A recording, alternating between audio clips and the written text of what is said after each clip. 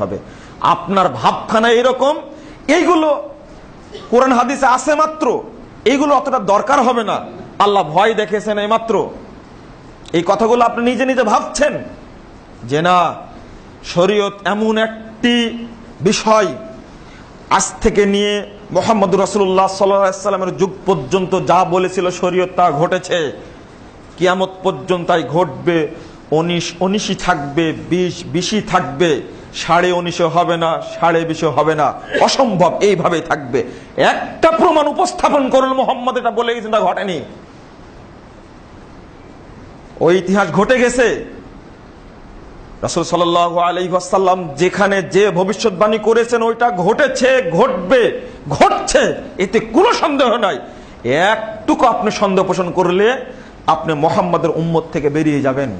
এর অর্থই ওয়া আশহাদু আন্না মুহাম্মাদান আবদুহু ওয়া রাসূলুহু, এর অর্থ হলো এটাই, তাসদীকুহু ফীমা আখবারা,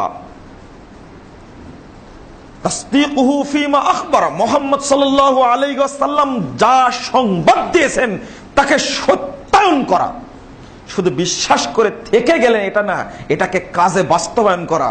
ও আল্লাহ ইউবাদা ইল্লা বিমা শারা, আর মুহাম্মদ সাল্লাল্লাহু আলাইহি ওয়াসাল্লাম যে শরীয়তের পদ্ধতি, ইবাদতের পদ্ধতি দিয়েছেন, ওই ইবাদতের পদ্ধতিকে ফলো করা। এটা হলো মুহাম্মদকে রাসূল হিসাবে স্বীকার করার নাম। যেমন আবু বকর রাদিয়াল্লাহু আনহু চির অসত্য অস্বাভাবিক জিনিসকে তিনি স্বাভাবিক করে দিলেন। কি করে? আল্লাহ রাসূলকে মেরাজে নিয়ে গেলেন আল্লাহ রাব্বুল আলামিন, ফিরে এসে অদ্ভুত সংবাদ দিয়ে দিলেন। তখন আবু বকর রাদিয়াল্লাহু আনহু উপস্থিত ছিলেন না। বললেন, যারা উপস্থিত ছিল দুর্বল ইমানের, তারা আশ্চর্য হয়ে গেল। এতদিন আমাদের গালিগালাজ করতো, মুহাম্মদকে পাগল বলতো, এবার কি বলবে? একই রাত্রি সে বাইতুল মাকদেসে গেছে, বাইতুল মাকদেস থেকে প্রথম আসমানে গেছে, দ্বিতীয় আসমানে গেছে, জান্নাত দেখেছে, জাহান্নাম দেখেছে, সবগুলোকে ঘুরে আসছে।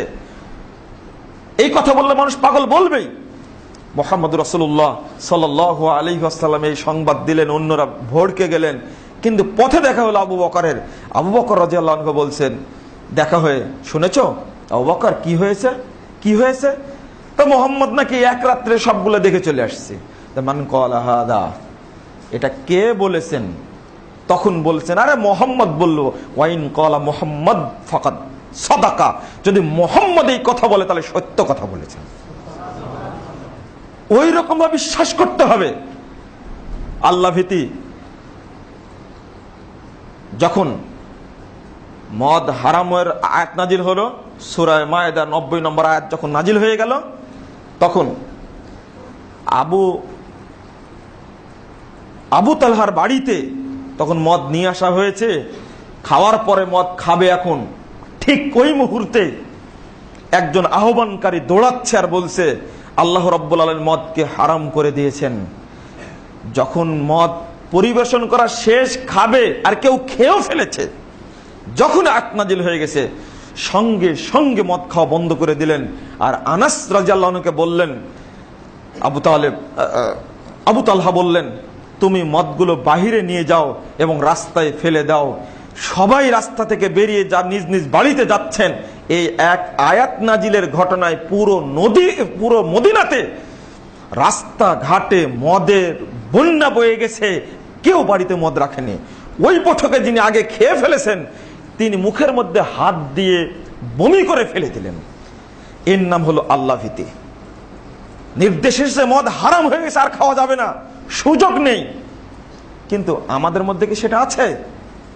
নির্দেশ নাজিল হয়ে গেছে। খাইবারের যুদ্ধে জয়লাভের কারণে শত শত গাধা রান্না করে সাহাবায়ে কেরাম প্রস্তুত। আগের হাদিসটা খুলে দেখবেন, 2464 নম্বর হাদিস, আর সহিহ মুসলিমের 7130 নম্বর হাদিস, এই 5130 নম্বর হাদিস। রাসূল সাল্লাল্লাহু আলাইহি সাল্লাম বলে দিলেন, কিসের গোশত রান্না হচ্ছে? সেন্ট ছুটে গেছে, চারিদিক থেকে সেন্ট আসছে। তখন বলছে, গাধার গোশত রান্না করেছে।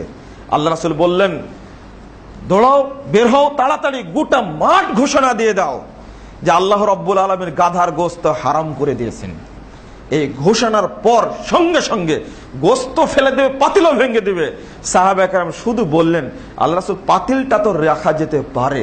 আচ্ছা ঠিক আছে, পাতিল থাক। হাদিসের সর্বশেষ কথা হলো, একজন ব্যক্তিও এক পিস গোশত মুখে দেননি, সবগুলো ফেলে দিয়েছেন। এগুলো হলো আল্লাহ ভীতির দৃষ্টান্ত। অসংখ্য দৃষ্টান্ত আছে বন্ধুরা আমার। এই নৈতিক অবক্ষয়ের যুগে ঈমান যদি থাকে, অল্পও যদি থাকে, আপনারা চেষ্টা করুন ঈমানটাকে বাঁচানোর। কখনো কানে গানের বাজনা শুনবেন না, কখনো চোখে টিভির পর্দায় এই নোংরা ছবি দেখবেন না, কখনো ইন্টারনেট খুলে এই নিভৃত গোপনে আপনারা কেউ উপভোগ করবেন না। নৈতিক অবক্ষয়টা রোধ করার চেষ্টা করুন। তরুণদেরকে সেখান থেকে ফিরিয়ে আনার চেষ্টা করুন। যুবকদেরকে, ছাত্র ছাত্রীদেরকে বাঁচানোর চেষ্টা করুন। ঢাকা বিশ্ববিদ্যালয়ে একজন ইমানদার মানুষের যাওয়াই কঠিন হয়ে গেছে, অথচ ওইটাই নাকি জ্ঞান কেন্দ্র। রাজশাহী বিশ্ববিদ্যালয়ে একজন ইমানদার মানুষের ঢোকাই কঠিন হয়ে গেছে, ওটা নাকি জ্ঞান কেন্দ্র। চিটাগং বিশ্ববিদ্যালয়ে যান, সেখানে ঢোকাই কঠিন হয়ে গেছে, ওইটা নাকি জ্ঞান কেন্দ্র। এখান থেকে শিক্ষা অর্জন করা হয়, আর সবগুলো শিখছে ন্যাংটা শিক্ষা ব্যবস্থা শিখছে।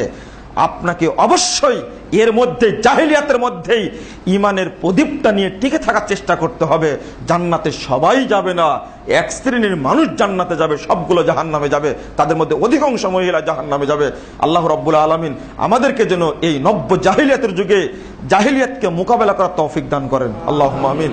আল্লাহ যেন আমাদের ঈমানটাকে হেফাজত করেন, আল্লাহুম্মা আমিন। আল্লাহ যেন মুসলিমদেরকে হেফাজত করেন, আল্লাহুম্মা আমিন। আকুলু কাওলি হাদা আস্তাগফিরুল্লাহ লি ওয়া লাকুম ওয়া লিসাইরিল মুসলিমিন।